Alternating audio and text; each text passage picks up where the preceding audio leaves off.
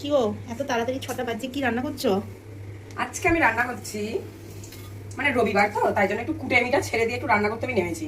কি রান্না করছো আজকে? সেটা হচ্ছে পালাক পনির। সারা ঠান্ডা তো চলে গেল, পালাক পনির তো করা হয়নি একবারও, সেই জন্য আজকে করছি পালাক পনির। কি কি রেডি করেছি দেখো। পালাক পনির এটা তো সবাই জানে, পালং শাকের কাত, পনির, বাহ। আর আছে হচ্ছে এখানে পেঁয়াজ কুচোনো, এটা হচ্ছে পেঁয়াজ গাছ কুচোনো, আর এটা হচ্ছে টমেটো, আর এটা হচ্ছে আদা পেঁয়াজ রসুন কুচো বাটা বাটা। তো এটা দিয়ে এবার আমি করছি, করে নিয়ে বলবে।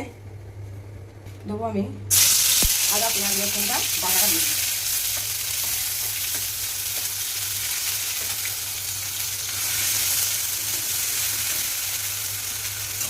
এটা হচ্ছে যে অনেকে অনেক রকম ভাবে বানায়, আমি এখন বানাচ্ছি এইভাবে। বেশ সুন্দর গন্ধ বেরিয়েছে। পেঁয়াজগুলো দিয়ে দিলাম, বুঝলে? আর পেঁয়াজের গাছগুলো কখন দেবে? পেঁয়াজের গাছগুলো একটু পরে দিই, টমেটোর সাথে পেঁয়াজ গাছটা দেবো। মানে এটা কিন্তু পেঁয়াজ কলিটা নয়, এটা হচ্ছে পেঁয়াজগুলো ঘরে রেখে দেওয়ার জন্য যে পেঁয়াজগুলো বেরিয়েছিল পেছন দিক থেকে গাছগুলো, সেইগুলোকে কেটে আমি কাজে লাগাচ্ছি, যেটা আমি আজকে সকালেও করেছিলাম। রান্না করলাম। তুমি দেখতে এসছো বিবি কি রান্না করছে? তাই ওরকম করে খাবে হা করে? ও বাবা, তোমার জিভ মানে এত ভালো লেগেছে, ওর এখন থেকেই হচ্ছে যে টেস্ট করার জন্য রেডি। এই দেখো,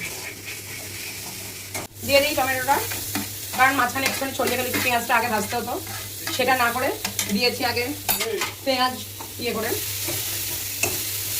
চলো টমেটোটা দিয়ে এবার একটু চাপা দিয়ে দেবো, একটুখানি হয়ে গিয়ে তেলটা ছাড়া ছাড়া হয়ে যাবে, ব্যাস তাহলেই হয়ে যাবে। কি গো, কত দূর অব্দি করলে? এই তো পেঁয়াজ টমেটো সব দিয়ে দিয়েছি, এটা কষানো হয়েছে? মোটামুটি কষানো হয়েই এসছে, মাঝখানে আবার একটু ধনে গুঁড়ো জিরে গুঁড়ো এগুলো সব দিয়ে দিলাম।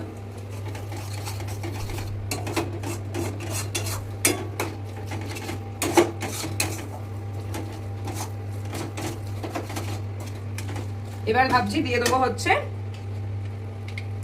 পনির, পালাক পালাক মানে পালং শাক। এর মধ্যে কি কালারটা কিন্তু দারুণ লাগছে।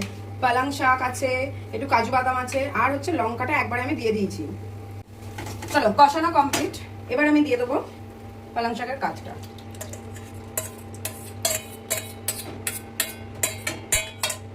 এটা একটু জল দিয়ে ধুয়ে দিয়ে দিই।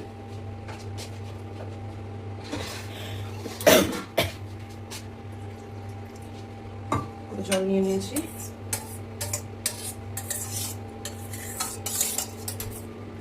জল দিয়ে ধুয়ে দিয়ে দিলাম। এবার এটাকে একটু সুন্দর করে কষে নেব। কাজু বাদামটা দেওয়ার কারণ হচ্ছে অনেক সময় পালং শাকটা একটু তিতো তিতো হয়,